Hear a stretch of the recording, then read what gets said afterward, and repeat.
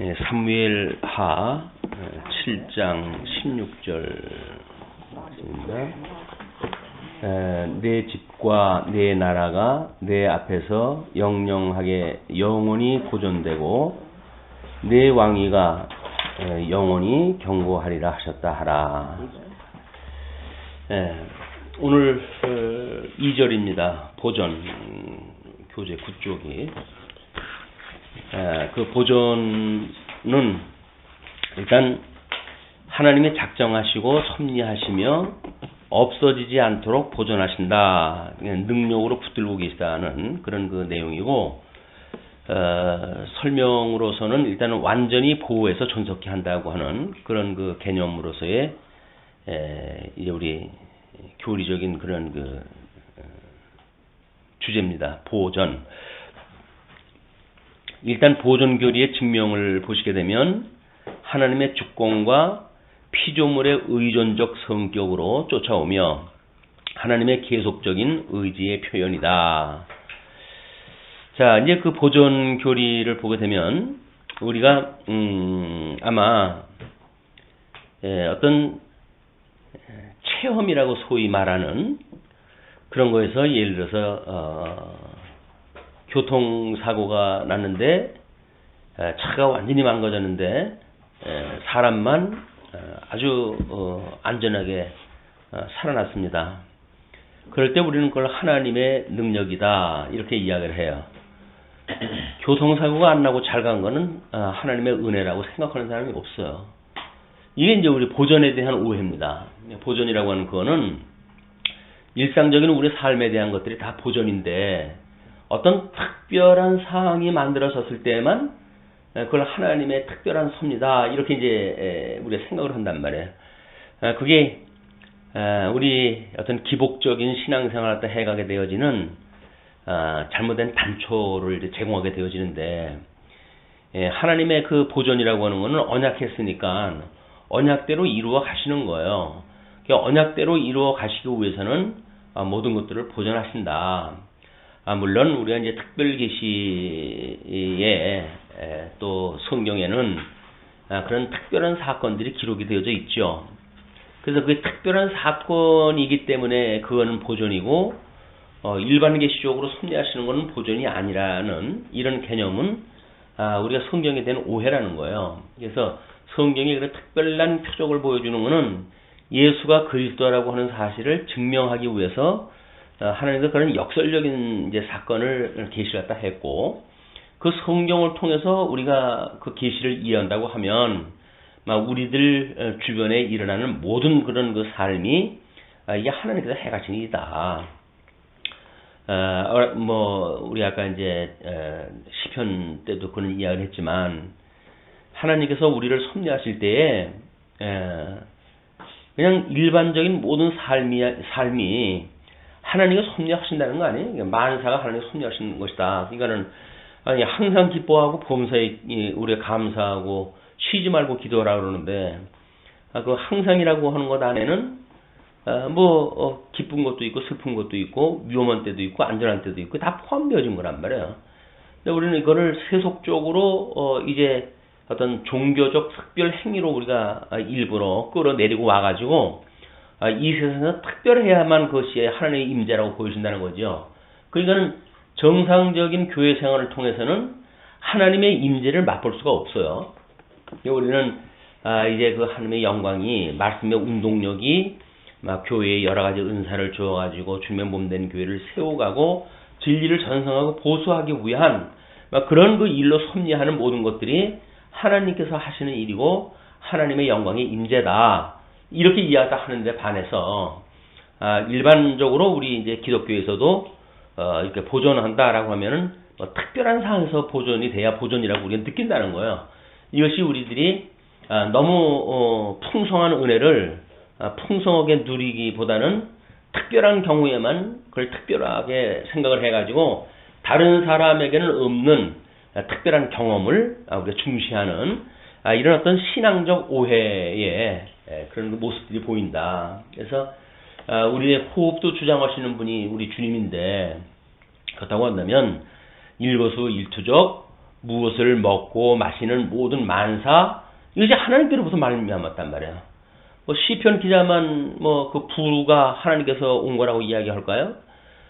그냥 우리 부도 하나님 주신 거예요. 그게. 그런데 그걸 하나님 앞에 감사치 않게 되어지게 되면 우리는 마치 그 부가 자기 재능으로 벌게 되어졌다고 생각이 드니까 사람들 앞에 자랑을 하게 되거나 아니면 그걸 가지고 자기의 영광을 삼는 이런 그 우를 범하게 되어진다는 거죠. 이거는 우리들의 만사가 다 하나님께서 행하신 일이다. 이렇게 보았을 때 우리가 정말 조그만 일 또는 뭐 우리 일상을 통해 가지고 그 하나님의 임재를 맛보고 그래서 거기에서 우리가 항상 기뻐할 수가 있고 범사에 감사할 수가 있고 쉬지 않고 기도할 수가 있다. 우리는 아마 어떻게 보게 되면 면역력이 강화가 되어진 것 같아요. 일반적인 거엔 감사가 별로 안 나오고 특별한 경우가 있을 때만 그때 감사합니다 이렇게 이제 나오거든요. 근데 뭐 감사합니다 그렇게 하는 게 능사가 아니라 그냥 매사 감사한 거죠. 왜?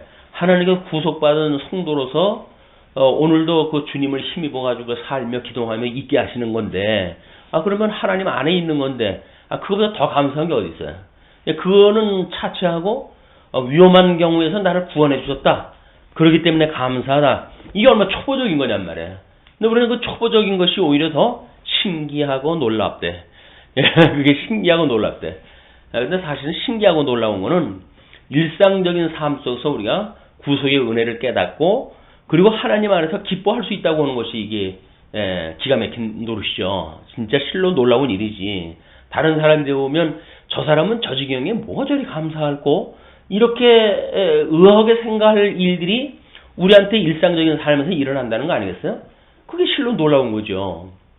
이런 우리가 신앙의 어떤 그런 패턴에 대한 변화 이런 것들이 너무 왜곡되어진 데서 신앙생활을 하다가 보니까 뭔가 좀 특별한 거는 하나님의 섭리고 일상적인 거는 그저 내가 뭐 해갈 수 있는 거라고 믿어지기 때문에 하나님의 절대 주권보다는 우리들의 그런 의지 뭐 이런 것들 아직도 많은 부분을 남기고 또 그거를 믿기 때문에 뭐 우리는 필요 이상으로 뭐 압력도 가해보고 그렇게 되면 될 줄로 압니다. 이렇게 가지고 하는 일들이 허다한 거 아니에요? 아마 태윤이가 이야기했다는 그런 이야기도 왜 할머니는 할아버지가 할머니 마음에 드는 사람이 돼야 되냐 이렇게 이야기하는 것이 이게 성경신학을 공부하지 않으면 발상이 일어날 수 없는 거 아니에요 그게. 근데 우리는 그걸 뭐 이제 일상적인 그냥 잔소리로 삼아가지고 사니까 이래라 저래라 하고 우리가 하는 거고 교회에서는 주간을 갖다 하면 안 되고 집에서는 주간을 갖다 해도 되고 그게 우리의 특별한 어떤 이제 이런 보존에 대한 오해가 만들어지는 일상사다. 만사가 만약 하나님 섭리하신다고 한다면, 그것이 우리가 그렇게 주관을 갖다 할 것이 아니라 하나님 앞에 기도를 갖다 해야 되겠죠. 하나님의 선한 뜻을 분별하고 그런 하나님 기뻐하신 뜻을 따른 이런 생활을 갖다 했으면 좋겠습니다라고 기도를 갖다 해야지. 마치 자기가 뭐 잔소리를 갖다 하면 될 것처럼 생각이 들어가지고 무한 잔소리를 갖다 한다든가 압력을 한다든가 이런 것들은 우리 하나님에 대한 오해로부터 만들어지는 일이다. 그런 것들이 보존해서 우리가 한 번쯤은 생각해 볼 그런 일이라고 보여집니다. 먼저 그 보존교리의 증명을 하나님의 주권과 피조물의 의존적 성격으로 쫓아오며 하나님의 계속적인 의지의 표현이다. 하나님의 절대 주권을 우리처럼 말하는 사람도 없죠. 끊임없이 하나님 모든 만사를 주권적으로 섭리하다 하신다고 그렇게 이야기를 하기 때문에 항상 우리에게는 조그마한 의지도 없습니다. 이렇게 고백을 하는 사람들이니까. 그래서 이것이 우리 보존 섭리를 믿는 하나님의 보존 섭리를 믿는 우리의 신앙 고백이다.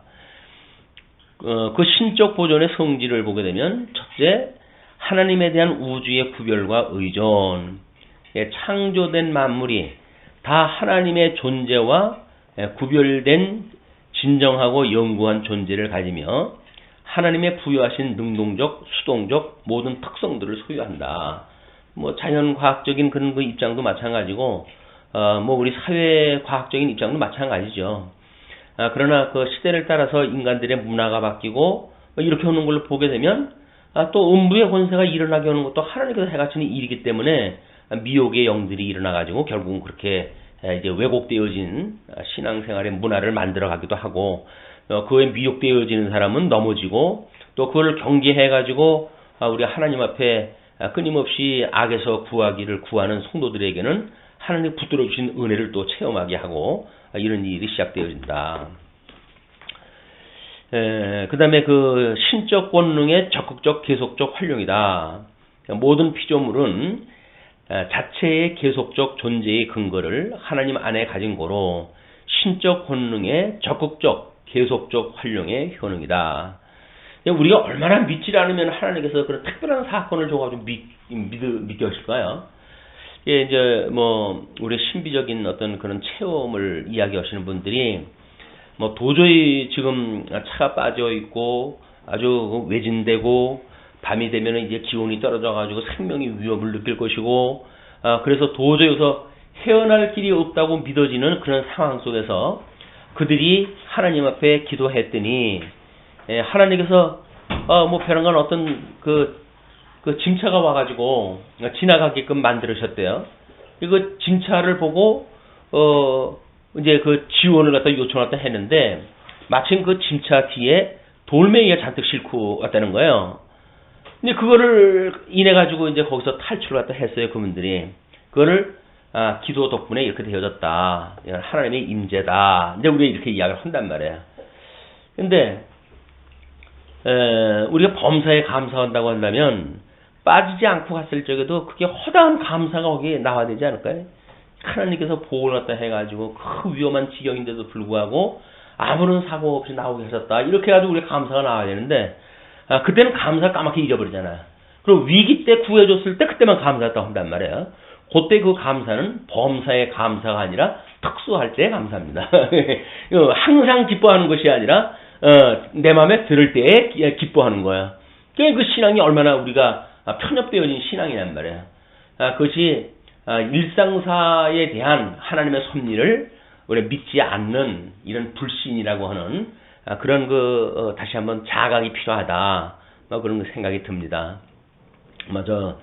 아마 지금 신앙 간증적으로 보는 그 책에 그런 장면들이 전부 그런 것들이에요.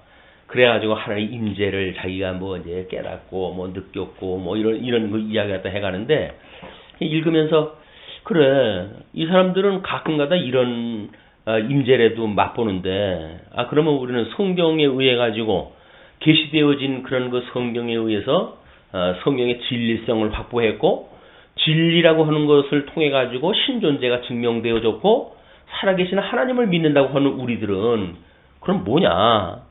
일상적인 삶 속에서 하나님의 임재도 체험을 못해. 그렇다고 해서 항상 기뻐하지도 못해. 범사에 감사하지도 못해. 쉬지 않고 기도하지도 못해. 도대체 뭐란 말이야 이게. 성경은 뭐 내놓으라 하고 뭐 잘 안다고 그러지만 우리 삶을 보게 되면 전혀 신앙생활 하지 않는 사람들하고 하나도 다르지 않는 신앙생활을 해요. 그러다가 뭐가 이제 위기가 오게 되면 우리는 뭐 이제 하나님 앞에 애걸복걸하고 그래서 만약에 그 문제가 또 이렇게 이제 정리가 됐어요. 그러면 하나님 앞에 나와 함께 하시는 하나님 감사합니다. 이렇게 해가지고 하나님의 임재를 저한테 체험케 하시는 하나님 감사합니다 하고 이제 고백을 하고 그러거든요. 하나님도 웃으실 것 같아요. 쟤는 좀 뭐니? 성경 계시를 통해 가지고 살아계신 나를 갖다 그렇게 이야기 갖다 해줬고 내가 너하고 함께해. 내가 너하고 함께해. 뭐 여호수아한테 이야기하듯이 내가 모세와 했던 거와 함께 했던 거와 같이 너하고 함께 할 거야. 오늘 하나님이 그렇게 했기 때문에 함께 하신다고 하는 걸 믿고 살아가는 것이 이 복 있는 자지. 믿지 않고 믿는 자, 보지 않고 믿는 자가 이제 그 복 있는 자라고 그러는데, 근데 우리는 이렇게 하나님의 약속으로 되어지는 일들에 대해서는 별로 감각을 느끼지 못한다. 이것이 영적인 감각이 마비되어진 상태이기 때문에 감지가 안 되는 걸로 우리가 볼 수 있지 않을까. 뭐 나라고 뭐 제외가 아닙니다. 마찬가지죠. 그러나 이제 이제 말씀하고 가까이 있는 시간들이 많고 하다 보니까 이제 가르치는 어떤 이런 은사를 실현할 적에는 이런 그 이야기를 할 수가 있는 거죠. 그럼 너는 뭐 다르냐?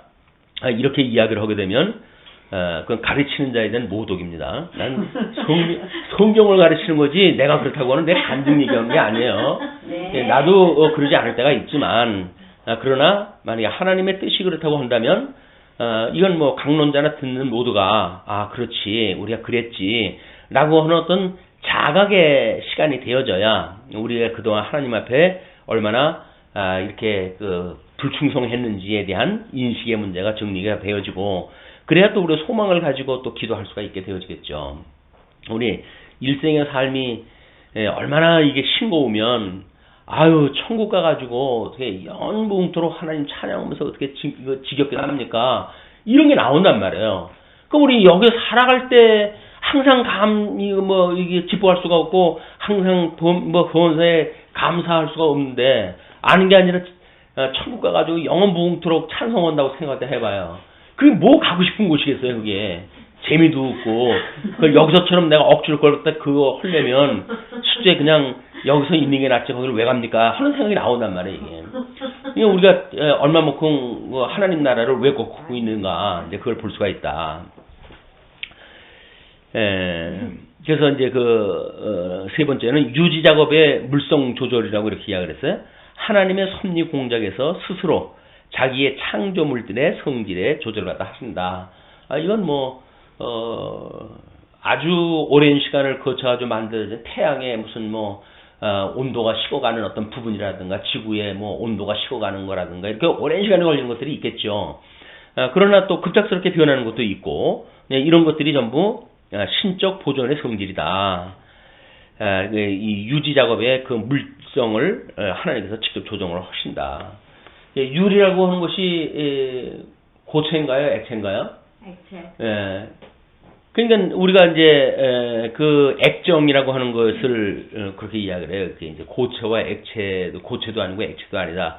그런 건 물질이 무엇인가? 액정이라고 그렇게 이야기하고 그러는데, 그냥 우리는 저 유리가 이렇게 그냥 이렇게 오랜 세월 동안 이렇게 있다고 보여지잖아요. 근데 더 오랜 세월을 가게 되면 점점 저게 얇아지고 있는 거예요, 지금. 그렇게 되면 우리가 영원하다고 하는 그런 물성들이 얼마나 변하는 걸 알 수가 있잖아. 그러니까 오랜 시간을 거쳐가지고 우리가 이렇게 감지하지 못하는 변화에 대해서는 우리가 감지를 못하니까 그건 변하지 않는다. 이렇게 이야기가 하는데 그렇지 않다. 모든 게 다 수명이 있다. 이렇게 이야기하는 거는 우리 과학적인 그런 정의에서 모든 건 수명이 있다. 그 이야기는 다 풍화가 되어지거나 어떻게거나 다 썩어가지고 없어진다는 이야기거든요. 이것이 물성의 변화란 말이에요.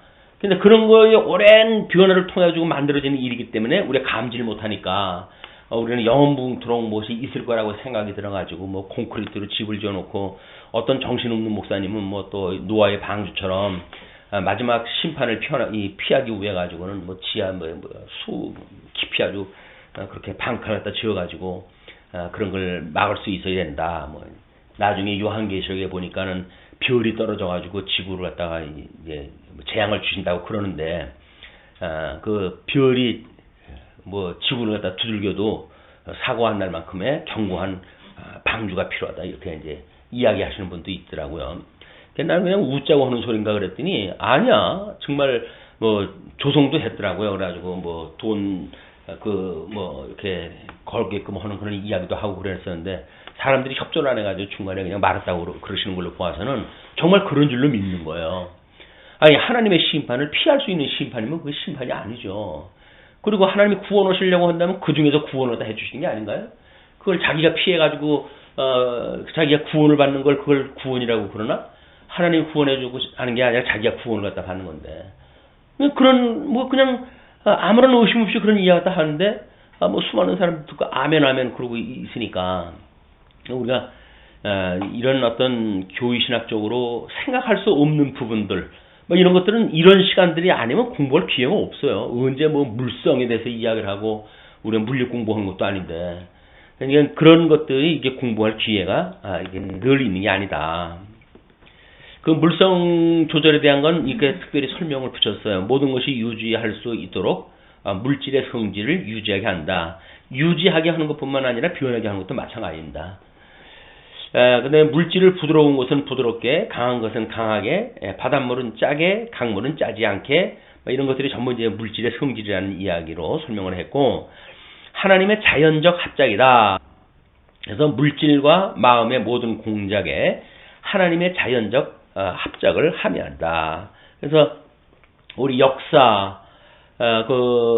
역사관하고 사람의 마음하고 우리가 같은 그 도표에다가 제가 그림을 그려가지고 소개한 적이 있는데, 우리 이런 마음이나 역사나 자연 창조의 원리나 사실 같은 거예요. 그래서 문화에도 격이 어떤 종교라고 하는 제일 첨단 제일 상위의 그 어떤 학문이 있는가 하면 철학이라고 하는 그 아래 학문이 있고, 그다음에 뭐 심리학이라든가 뭐 예술학이라든가 뭐 이런 그 어떤 학문의 체계가 있듯이 사람도 우리 인격을 갖다 이 5개 부분으로 나눠놨잖아요. 그것도 마찬가지다. 그래서 세상 만사가 다 그렇게 돌아가기 때문에 우리가 하나님의 말씀을 묵상을 하면서 깊이 묵상을 하게 되면 이런 그 물성을 우리가 보고 깨닫게 되어지고, 그래서 하나님의 그 크신 능력을 끊임없이 우리가 찬양할 수 있는 이런 그 일들이 차고 넘치게 되어진다. 그래서 일반 공부도 하게 되면 할수록 하나님의 기이한 능력을 우리가 발견하게 되어지고, 그렇기 때문에 하나님을 찬양할 수가 있게 되어지는 거죠. 그렇다고 해가지고 어떤 구원에 대한 그런 그 섭리가 기록되어진 건 아니지만, 성경을 통해서 하나님의 뜻을 분별할 수 있다고 한다면 우리 일반 만사를 통해서도 하나님의 섭리를 깨달을 수가 있는 거다.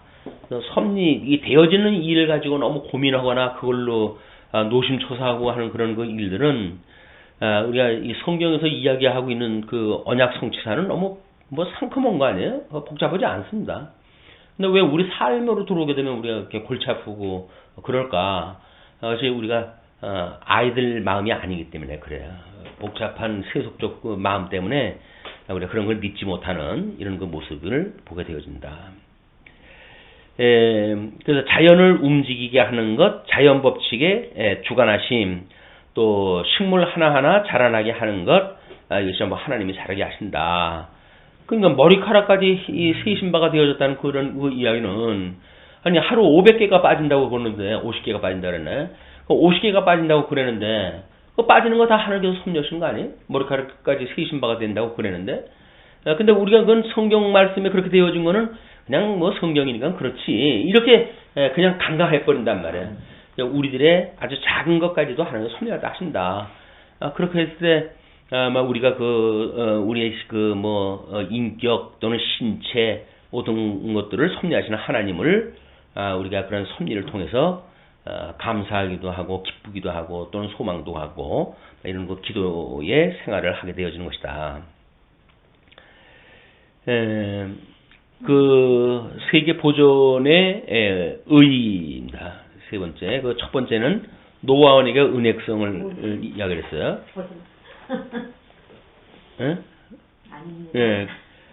물 심판 후에 세계 연장은 하나님의 은혜의 요소가 포함되었다.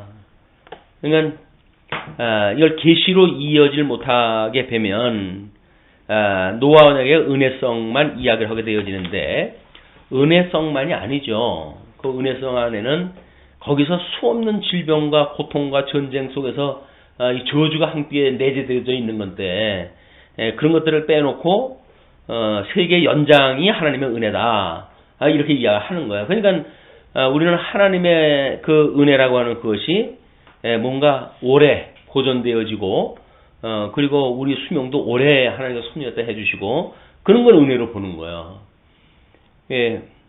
우리 로고스반 성경 공부 때 하나님 앞에 오래 사는 게 복이냐 아니면 일찍 하나님 나라 가는 게 복이냐 라고 이제 질문을 갖다 해봤어요. 그랬더니 혜진이가 오래 사는 것도 빨리 가는 것도 다 하나님의 은혜죠. 뭐 대답을 갖다 해요. 넌 그거를 어떻게 알았냐 그랬더니, 아니 하나님의 나라 가면 좋고 여기 있으면 또 하나님 배우면 좋고 그런 거 아니에요? 그러더라고. 그 사도 바울이 했던 얘기인데 네가 그걸 어떻게 알지? 이제 그래가지고 힘든 거 아니야? 알기가 힘든 거지, 어린아이가. 그런 이야기도 하더라고요. 이론적으로는 그 아이들이 다 알아요, 그런 것까지도. 근데 오히려 이제 우리는 늘 그런 것들을 알고 산다고 생각을 하다 보니까 우리 어른들은 그런 걸 다 까맣게 잊어버리고 살지. 그래서 빨리 가는 거는 나쁜 거지 무슨 소리야. 여기서 오래 살아야지. 이런 생각이 드는 거예요. 그러면 하나님께서 빨리 우리가 가고 싶은 곳이 하나님의 나라니까 빨리 가는 게 은혜가 아닐까요? 라고 이야기도 하게 되면 뭐라 그래요? 아유, 언제든지 가는 것인데, 뭐, 여기서 더 있다가 하면 되지. 우리는, 이렇게 내 위주로 해가지고 이 세상을 해석을 하고, 역사를 해석을 하고, 이렇게 되어진단 말이야. 이제 성경이나 읽을 때나 가야, 아유, 하나님 말씀이 이렇구나 해가지고 우리가 정신이 들지, 일상적인 삶을 살 적에는 그냥 세상 사람들하고 하나도 다른 생각하고 살지는 않아요. 그러니까 감사도 없고 기쁨도 없죠. 이런 그 일들이. 보통 은혜와 오래 참으심. 보통 은혜는 반드시 하나님의 오래 참으심의 광명에 비추어야 한다. 이제 이런 것도 마찬가지예요. 근데 정말 욕과 같은 그런 그 질병에 시달릴 때 정말 하나님 빨리 갔으면 좋겠어요. 라고는 기도가 절로 나올 거 아닙니까? 왜 지금 이렇게 은혜가, 그래서 오래 하나님 참으신 거로부터 은혜가 있다고 이야기를 할까요? 살만 하다는 거예요, 이게. 아무리 저주받은 세상이지만 살만 하다는 거예요. 그렇기 때문에 쓸데없는 이야기들을 하는 거죠. 우리 하나님께서 행하시는 모든 일들이 택한 백성들한테는 은혜고, 불택한 백성들은 다 저주지요. 아니, 저주받은 백성이 지옥 가기 위해 가지고 잘 먹고 잘 살고 있는데, 그게 저주지, 그게 복입니까? 은혜입니까? 이런 그 편견되어진 생각을 갖게 되어진단 말이에요. 택한 백성들은 아무리 고난 속에 있어도 하나님 나라에 있다고 하는 걸 깨닫고 하나님 배우게 하시기 위한 특별한 교육을 시키시는 일이니까 우리는 거기서 감사가 느껴지는 거고, 이제 우리가 형통한 때도 하나님께서 또 우리 이렇게 평안할 때를 주시는구나 라고 하는 생각이 들기 때문에 찬송할 수가 있는 거지. 세상 사람들이 판단하는 것처럼 이렇게 귀천이 어떤 건 좋고 어떤 건 나쁘다 이렇게 이분법으로 생각하는 거는 우리가 많은 그런 경계가 필요하다. 그다음에 세계 보존의 의의입니다. 하나님의 영광 계시, 심판하는 건 하나님의 영광 계시 아닐까요? 그러니까 뭐 역설적일지 몰라요. 그러나 하나님이 하시는 만사가 하나님의 영광 계신데 왜 보존만 영광 계시겠어요? 심판도 다 영광에 계시고, 그래서 요한계시록의 그 제목을 하나님의 그 진노의 영광에 계시, 뭐 심판의 영광에 계시, 그렇게 제가 이름을 붙여놨는데 다 하나님 영광 계십니다. 그 다음에 이제 신적 보존의 오해. 보존은 순전히 소극적이라는 설, 뭐 보존만 한다고 그러니까 이제 그걸 소극적이다 뭐 이렇게 주장하는 자들이 있다는 거죠. 보존은 계속적 창조라는 설, 이거는 문제 제기를 했어요. 계속 창조가 아니다. 만들어 놓으신 자연 법칙 가운데 보존, 오이를 심으면 오이가 나온다. 그러나 요즘은 유전자 조작을 또 해가지고 뭐 도마도 밑에 감자가 열리고 이런 세상이 되어졌기 때문에 이 보존 원료가 어떻게 되어지는가? 근데 뭐 이런 걸로 가지고 또 이제 신학적 논쟁이 벌어지고 그럴 거예요. 그러냐도 뭐 몇 년 전 그 신학교에서 한창 태아를 개발을 갖다 해가지고 우리 줄기세포를 이용하다 해가지고 불구를 갖다 고치는 일들 막 이런 걸 이야기를 했었는데 과연 우리 아이는 그 이제 줄기세포는 어차피 정자 난자 결합이 되어진 상태니까 그렇다고 한다면 그거를 사용하는 것이 살인에 해당되는가 안 되는가 뭐 이런 걸 가지고 또 뭐 내고 그랬더라고요. 신학적인 논제로 해가지고 이게 지금 이 물질적인 그런 그 세계 속에서 그래도 뭐 어떤 그 교수는 뭐 몇 배 그것이 이제 분리가 되잖아요. 2배, 4배 분리가 되어지는데 뭐 몇 배까지 분리될 때까지는 인간으로 볼 수가 없기 때문에 그때는 살인이 아니고 그리고 이제 뭐 형상이 거의 몇 배가 돼가지고 거의 사람의 어떤 형태가 만들어가고 그렇게 되면 살인으로 봐야 된다. 뭐 이렇게 이제 또 뭐 신학적인 설명을 또 하는 박사님도 계시고 그랬어요. 이제 신학이라고 하는 것이 자꾸 문화가 바뀌어가고 과학이 바뀌고 그러면 그런 주제에 대한 의심이 만들어지고 이렇게 되어진다. 원리적으로 봤을 때 살인이라고 한다면 이 마음에 다른 사람 뭐 미워하는 마음 가지고 있으면 살인하는 거 아니에요? 근데 그걸 가지고 논하니까 그러니까 결국은 율법주의적이고 교조적인 신앙생활에 머무르고 마는 거죠. 이미 살인이라고 하는 거는 미워하는 마음만 가지면 이미 살인한 거예요. 그러면 살인하고도 뭐 우리는 얼굴 두꺼워가지고 그냥 뭐 다니잖아요. 근데 사실은 우리가 그게 하나님의 그 죄라고 깨달아지게 되면 하나님 앞에 우리는 정말 뭐 우리 다윗의 그런 고백처럼 정말 우리가 고백을 하겠죠. 근데 그런 감각이 없다니까요. 신앙적 감각이. 말씀을 들을 적에나 우리가 잠깐 반짝하고 그 생각이 나지 일상적인 생활을 갖다 할 적에는 전혀 그런 감각이 없다. 그러니까 우리 이제 신앙생활에 어떤 많은 세속화되어진 것으로부터 빚어지는 게 아닌가.